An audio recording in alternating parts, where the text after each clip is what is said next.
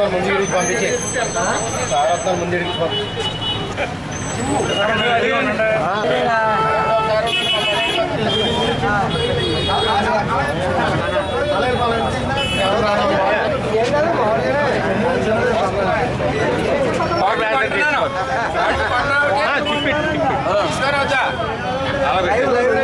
తీసుకురావద్దా చెప్పండి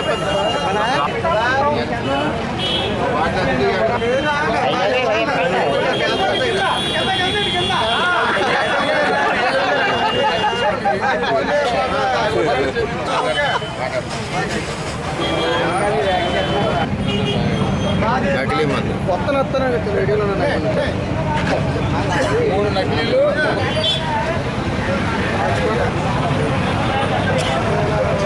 ఇళ్లలోనే ఏకంగా మద్యం పంపులు పట్టుకోవడం తీవ్ర క్వాలిఫై చేయాలి.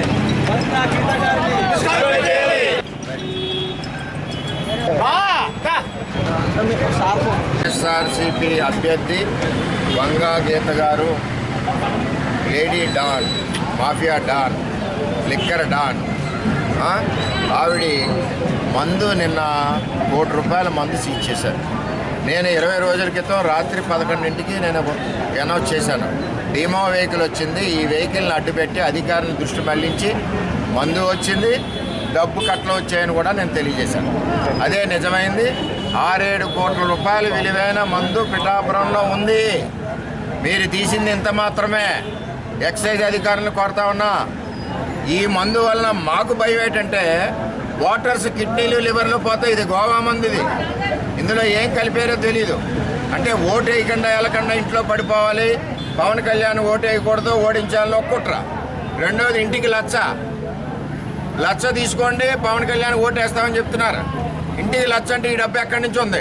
గొల్లపురంలో ఇల్లు అద్దెకు తీసుకున్నారు కడపోళ్ళు, అలాగే ఇక్కడ వైఎస్ఆర్ ఘాటీల్లో 6 ఇళ్ళు అద్దెకు తీసుకున్నారు కడపోళ్ళు. ఇవన్నీ కూడా పోలీసులు అప్రమత్తంగా చూడవలసిన బాధ్యత ఉంది.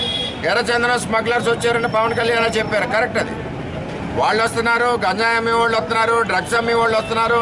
వీళ్ళందరూ ఏంటంటే చంద్రబాబు పవన్ కళ్యాణ్ ఉమ్మడి ప్రభుత్వం వస్తే మనల్ని బతకనీరు, ప్రజలకు హాని కలిగి వ్యాపారాలు చేయనీరు అన్న దురుద్దేశంతో ఎవరికి వాడు ఓడించాలని ఒక ఆలోచనతో వస్తున్నారు.